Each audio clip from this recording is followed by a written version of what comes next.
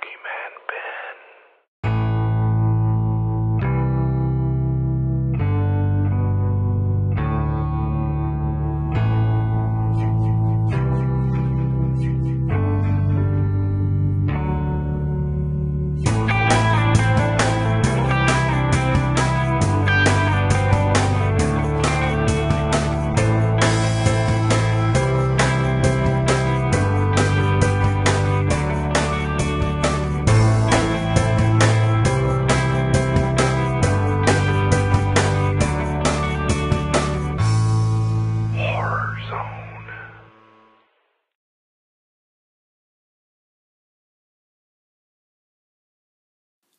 Hey everyone, it's Boogeyman Ben. Hope everyone's doing well and everyone's having a nice evening.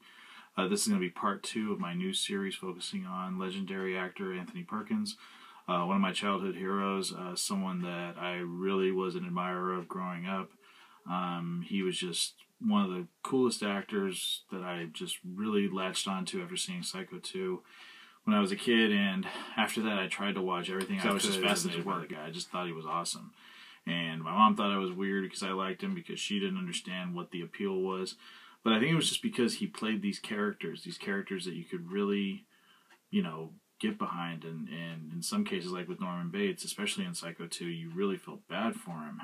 And I think that's what drew me to him in the first place, was just I empathized with him in that film.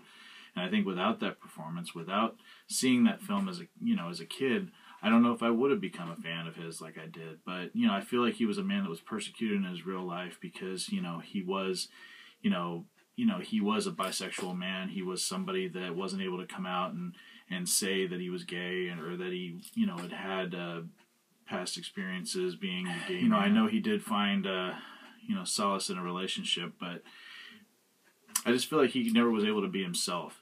And I feel like that frustration in his life, the fact that he was never able to come out about his sexuality because of the way Hollywood was at the time, you really could tell in his performances, because it was almost like all of that pent up, frustration about his life and trying to hide who he really was really came out in his performances. And I think that's why, I was always kind of touched by the way he played his roles, and just think he's, the day he passed away is still, I remember, one of the saddest days for me. Because he was he was the first actor I ever really liked, that I ever really cared about and wanted to see everything he did. And I remember the day he died, and my mom telling me, it was like a Sunday morning in 1992, her telling me that he had passed away. And it was September 10th of 1992, and I remember she woke me up and told me that he had passed away. And I remember I still have the newspaper clipping from that day, and I will show it off in one of these videos. I think it's going to be when I talk about one of his last films that he did, but I will show the newspaper clipping that I still have in the horror zone when Anthony Perkins passed away. Today's video that I'm going to be talking about is a film that he did prior to Psycho 2, and it was actually the first film I ever saw him in, and I didn't realize it until after I had seen him in Psycho 2 and Psycho 3, and I was like, hey, he was in that movie. And the movie I'm talking about today is The Black Hole. This is a Disney film, a very different Disney film than the kinds that are put out today, but this was a film that scared the heck out of me when I was a kid, and I think it's worth talking about here in the horror zone. I'm going to give you a little bit of plot details on the film, as well as cast and who directed it, and then I'm going to share my thoughts on the film, and I hope everyone enjoys this. Please stay tuned.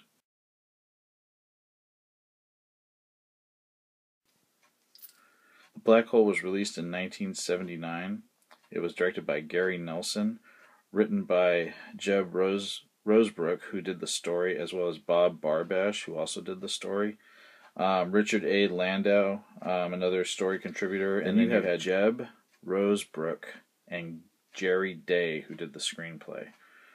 The cast, you have Maximilian Schell as Dr. Hans Reina.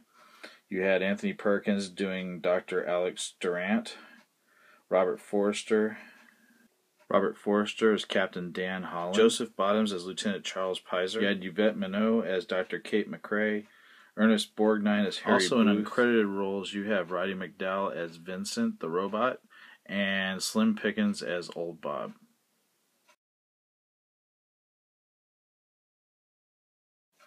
The plot of The Black Hole revolves around a research vessel that finds a missing ship commanded by a mysterious scientist on the edge of a black hole.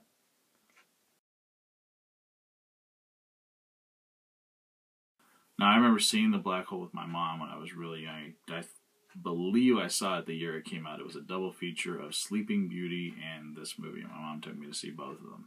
And it was like, so we saw the cartoon first and then this one. And I remember I had nightmares because of Maximilian. Maximilian scared the shit out of me in this movie. He had like propellers that he would, like, on the front of his he was a gigantic red robot, and with this big red light in his eyes, and he had these little propeller things that would cut into people and stuff like that. And I was like, this is a Disney movie. It's like, when I think about this now, that this was a Disney movie, it cracks me up because they would never put a movie like this out now. This is a hardcore film. I mean, you had a really good cast. Love Robert Forster. Wasn't a huge fan of Ernest Borgnine. Didn't know him in a lot of stuff, but he was cool in the movie. But there was something even about when I first saw this movie that drew me to Anthony Perkins' portrayal of Dr. Durant. I just really liked him in this film. And he's not like the star of the film. He's a secondary, I mean, he's like a side character in it. But I really liked him in this film. And, you know, it's such a hardcore film for being sort of marketed like a kid's movie. And they wouldn't make a kid's movie like this nowadays. And I'm glad I grew up when I did, because I got to see cool movies like this. This is probably one of my favorite Disney movies because it's so not Disney.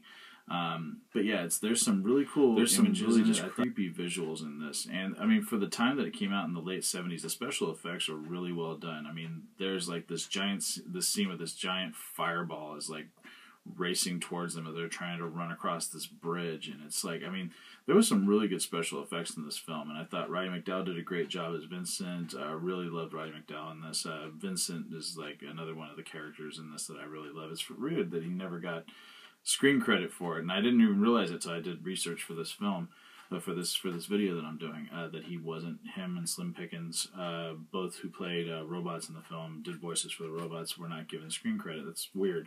But yeah, it's a really good film, really good sci-fi film, but it's also got a lot of horror. I think what Dr. Hans Reinhardt has done to the crew of this ship that he's on is really creepy, very creepy visuals.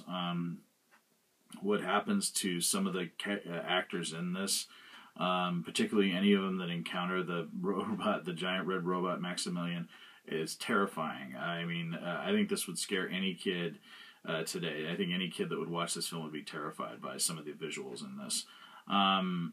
But yeah, definitely recommend. I would give The Black Hole a 10 out of 10. I absolutely love this film. Very underrated. No one ever talks about this film, and I think more people should. So please check out The Black Hole, and thank you for watching video number 2 in this new series focusing on the late great actor Anthony Perkins. And stay tuned for video number 3, which will be coming up soon. Thanks so much for watching. Hope everyone has a great evening. Take it easy.